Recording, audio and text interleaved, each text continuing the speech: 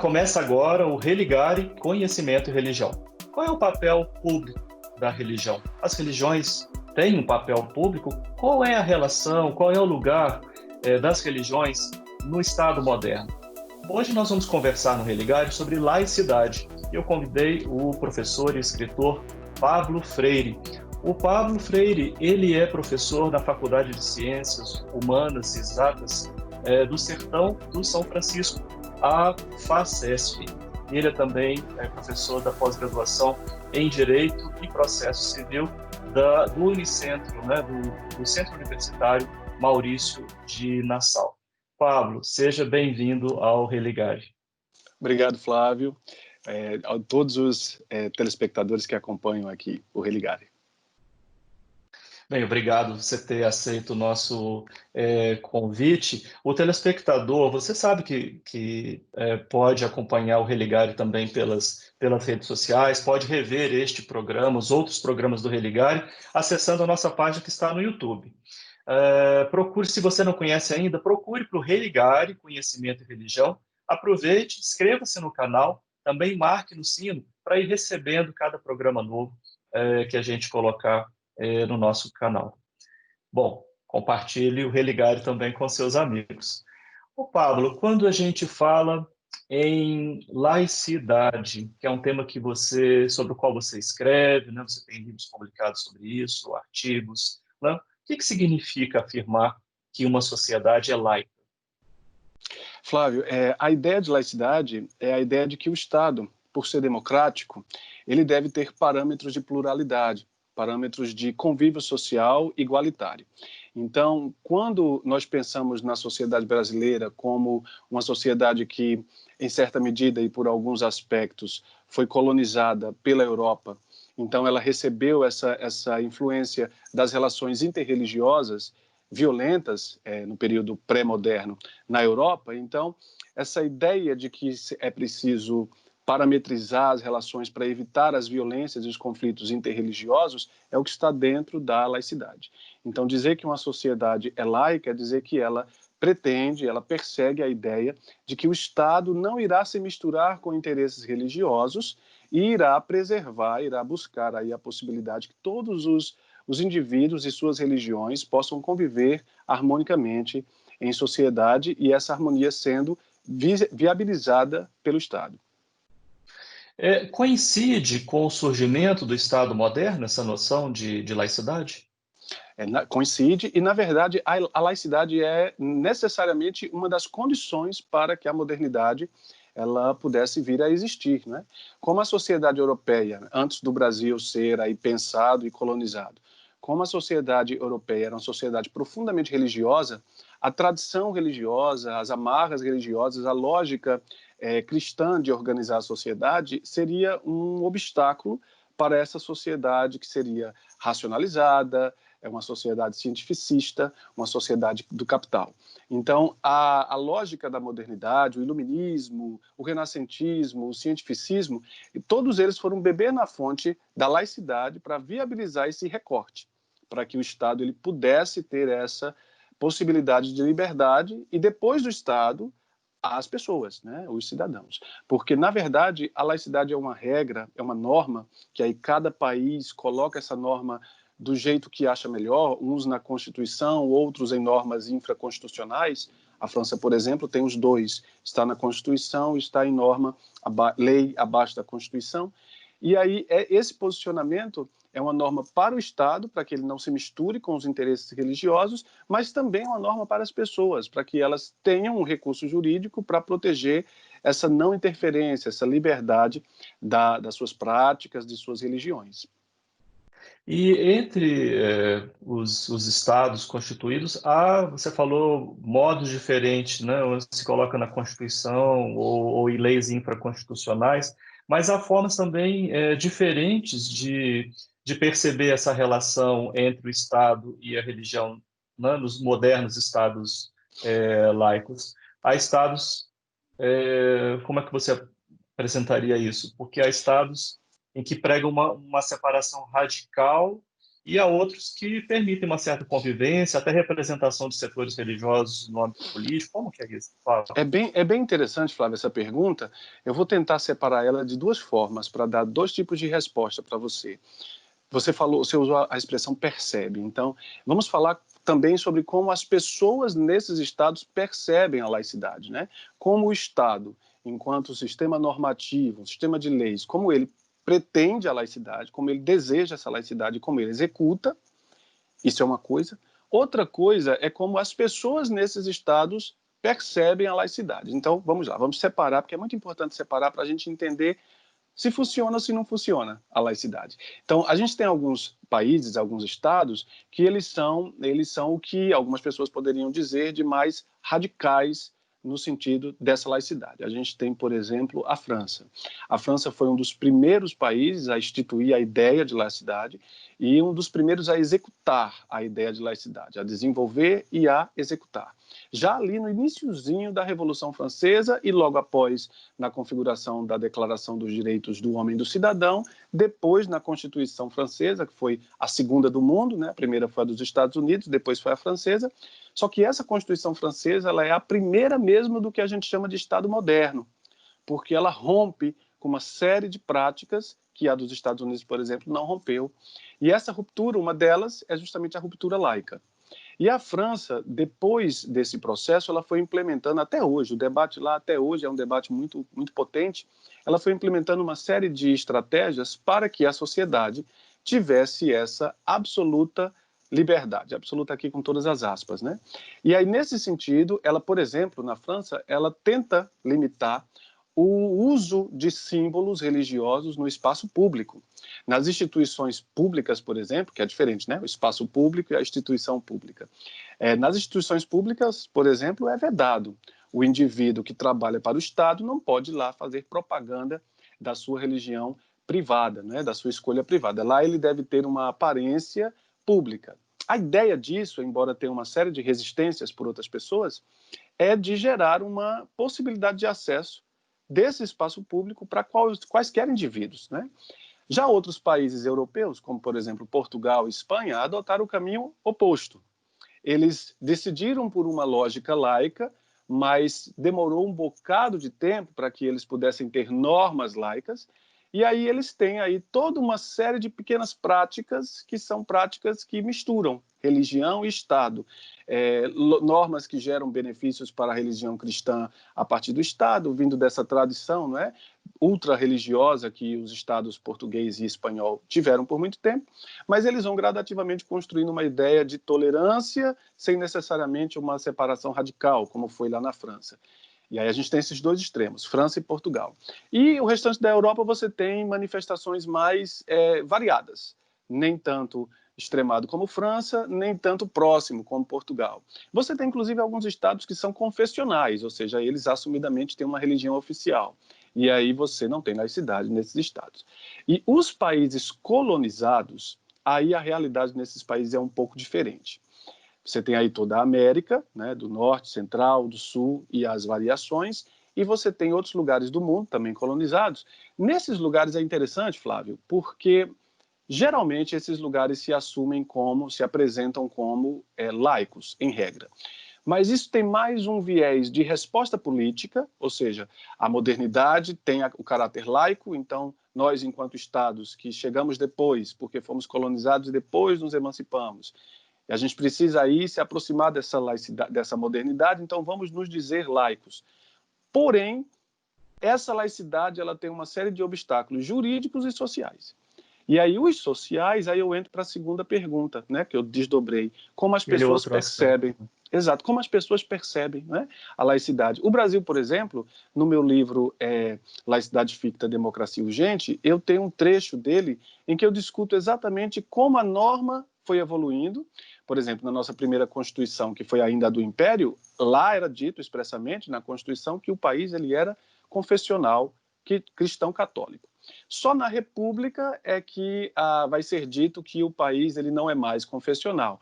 Mas aí na Primeira República você não tem aí necessariamente uma ideia de laicidade. Ela vem vindo aos poucos, primeiro com decreto, depois ela sobe para a Constituição.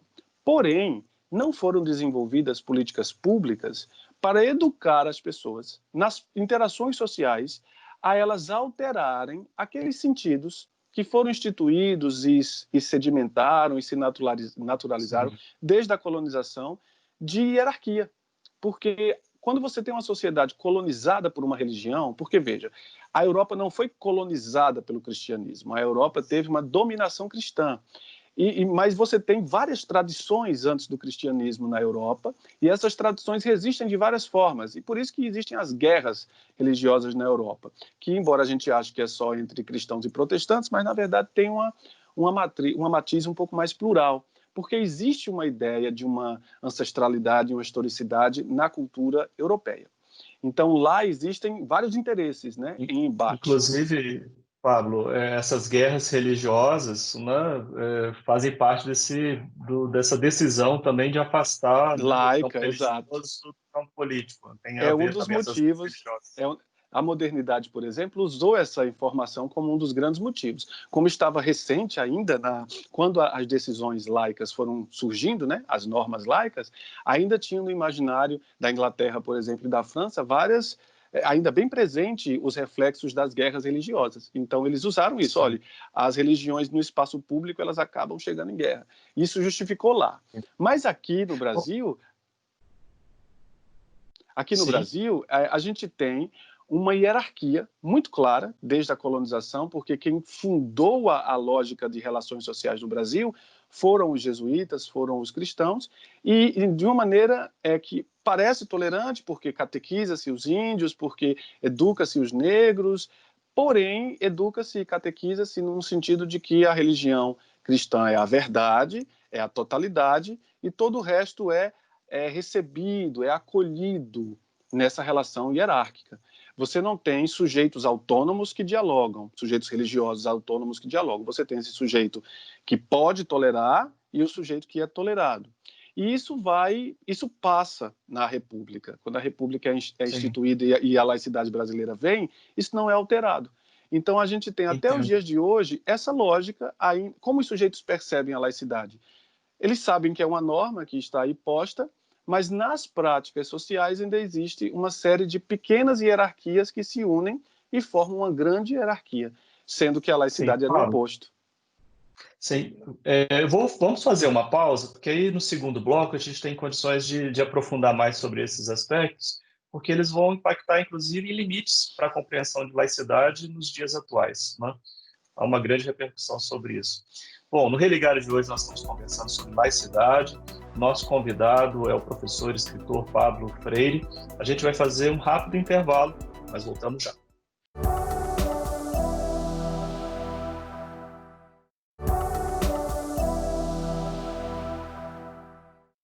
Estamos de volta com o Religar e Conhecimento e Religião. Hoje nós estamos falando sobre laicidade. O nosso convidado é o escritor e professor Pablo Freire. O Pablo ele é professor na Faculdade de Ciências Humanas e Exatas do Sertão do São Francisco.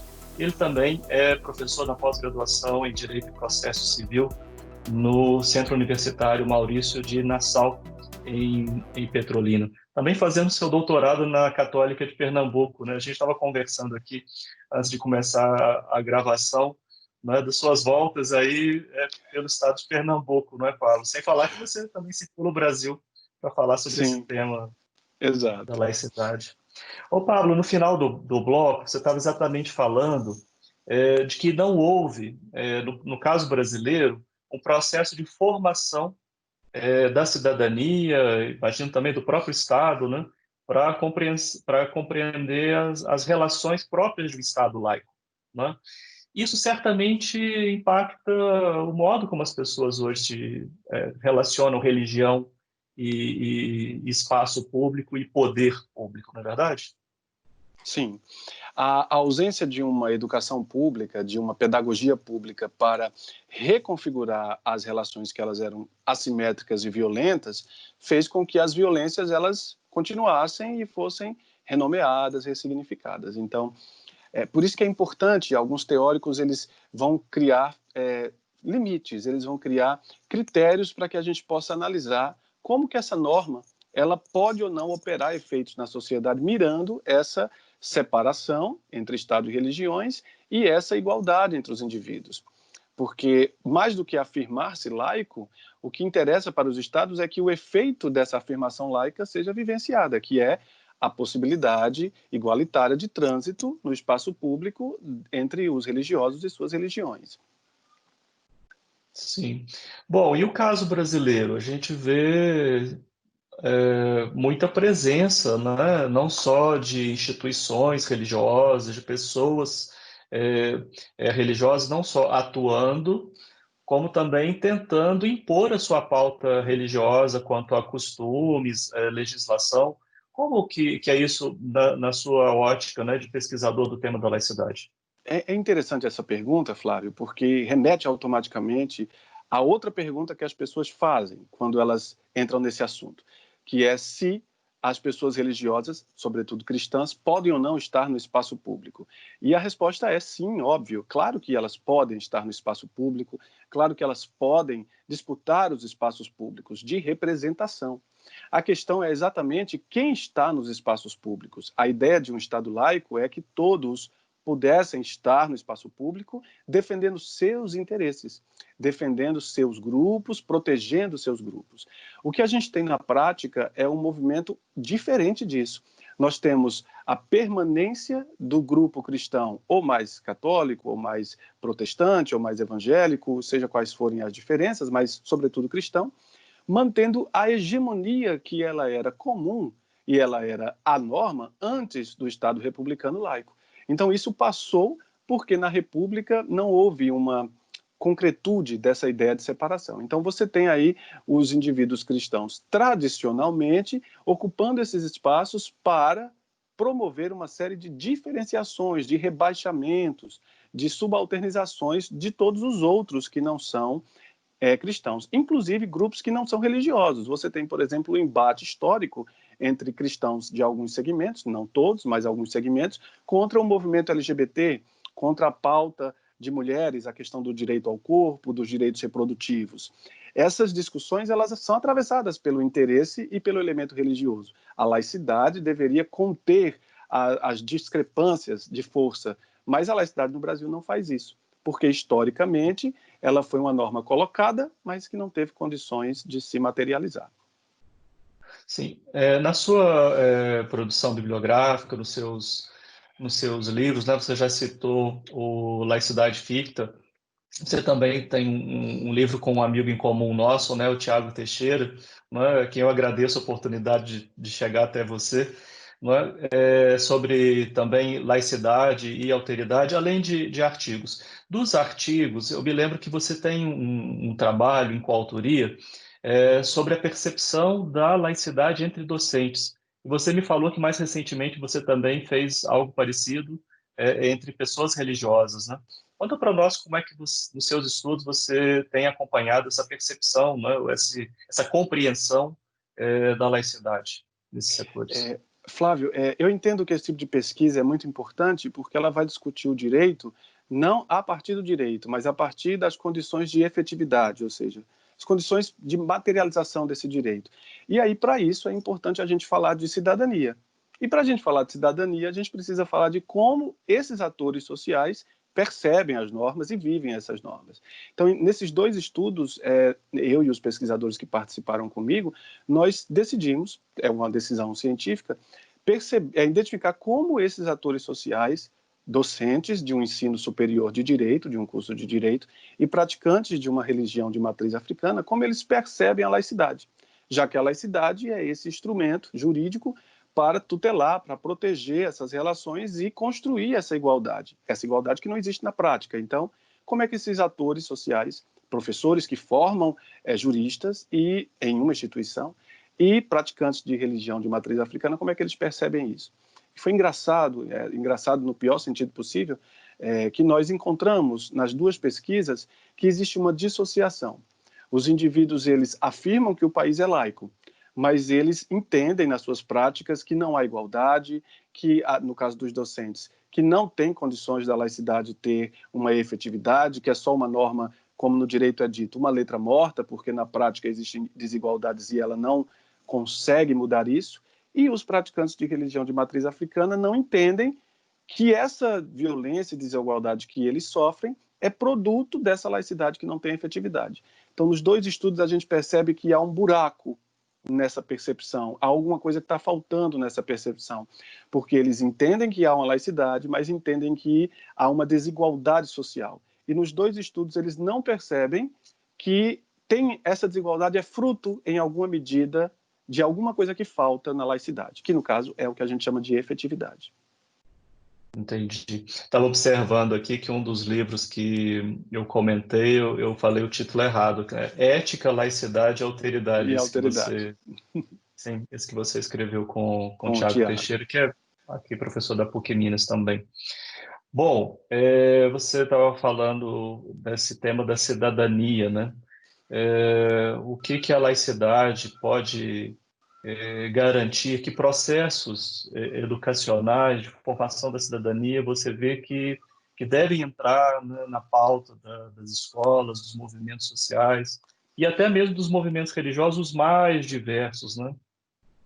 Veja, nós temos, por exemplo, o Estatuto da Igualdade Racial, que ele prevê, é uma norma infraconstitucional, que prevê que as escolas deveriam incluir em suas pautas a ancestralidade negra, os elementos de cultura negra. Por que isso?